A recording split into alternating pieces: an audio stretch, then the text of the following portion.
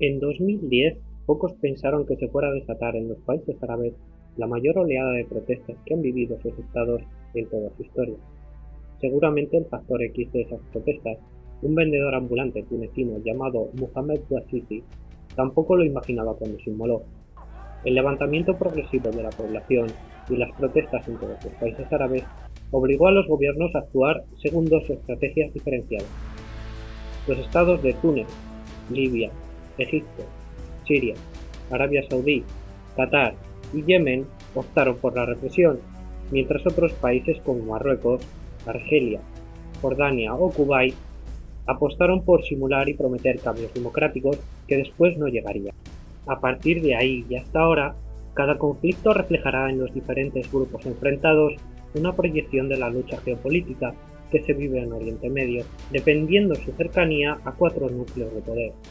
Existen cuatro pilares de poder en Oriente Medio en constante lucha por expandir y cimentar su influencia. El primero, y que menos influencia explícita ha tenido en la primavera árabe, es Israel. Este país sigue desde sus comienzos consolidando y extendiendo sus fronteras y su esfera de seguridad. Un ejemplo ha sido el desarme químico de Siria y el apoyo y aceptación inmediata de al-Sisi por Occidente frente a los hermanos musulmanes. La seguridad israelí también se ha visto fuertemente amenazada por el gobierno de unidad entre al-Fatah y Hamas, una unión fortalecida para unas conversaciones de paz que no le favorecen. Irán, por su parte, circunscribe su influencia al uso de la religión, en su caso la rama chií del Islam. La apertura y cambio presidencial en el país persa no le ha permitido tener una presencia fuerte desde el principio de las protestas. Posteriormente, sin embargo, sus acciones han adquirido fortaleza, como el apoyo al régimen de Bashar al-Assad, de creencia alawi, una rama del chiismo. También, recientemente, en la búsqueda de un frente en Irak que frenara el avance del Estado Islámico de Irak y la Gran Siria, un grupo independizado de Al-Qaeda de corriente salafista. Por último, en el conflicto de Yemen, ha adquirido vital importancia el grupo norteño de religión chií de los hutíes, clave para estabilizar el país. Enfrentados a Irán en ideología y por estrategia están los países del Golfo. Unidos en el Consejo de Cooperación de los Estados del Golfo y bajo el liderazgo de Arabia Saudí, se apoyan en la financiación de numerosos grupos gracias al dinero proveniente del petróleo. Existen, sin embargo, dos vertientes atendiendo a los dos países con mayor proyección exterior, Arabia Saudí y Qatar. Los saudíes apuestan por una estrategia mucho más comedida que intenta expandir un sunismo del que se autoproclaman líderes religiosos, mientras que el reino catarí apuesta por unos movimientos más agresivos, como son apoyar a los hermanos musulmanes y utilizar su poderosa cadena de televisión para ello, Al Jazeera. Los hermanos musulmanes han logrado presencia en la mayoría de los países afectados por la primavera árabe, islamizando los conflictos y condenando el secularismo que en tantas ayudas había logrado de Occidente. Qatar se enfrenta ahora a una complicada situación, ya que los restantes países del Golfo, en su mayoría, han declarado la guerra a los hermanos musulmanes y otros grupos salafistas, previsiblemente blindando sus territorios a las acciones de estas organizaciones. El cuarto pilar apuesta por un poder más blando, ya que supone el puente entre la Unión Europea y Asia, Turquía. El país euroasiático busca estabilizar Oriente Medio para crear un gran mercado abierto a sus empresas y que dé acceso a sus recursos.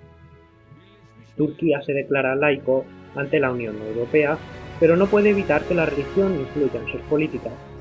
Por un lado, los turcos han servido de modelo político a países como Túnez. También han apoyado la oposición siria y han canalizado y sustentado algunos intereses occidentales.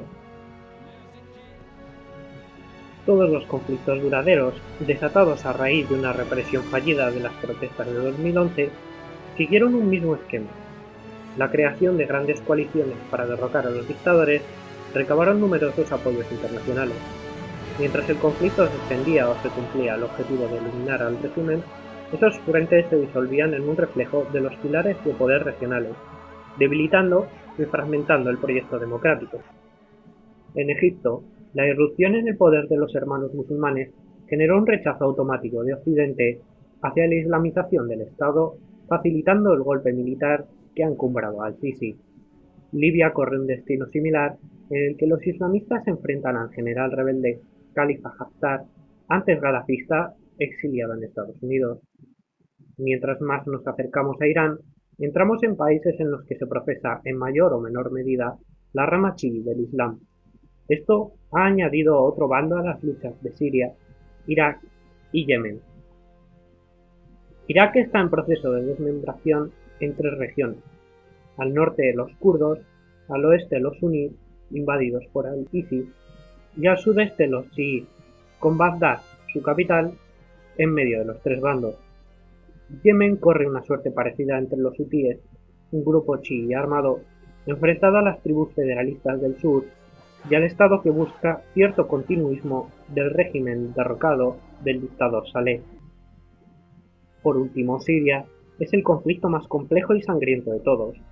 El Ejército de Liberación, de origen laico, ha perdido fuerza ante los grupos islamistas como el Frente Islámico. Al-Qaeda también está presente, con al-Nusra y el grupo independiente ISIS. También, por su parte, los kurdos buscan crear su estado al norte del país, mientras los hermanos musulmanes tratan de vertebrar la oposición. El régimen de Al-Assad instrumentaliza esta situación para erigirse garante de la estabilidad frente al caos y el extremismo religioso.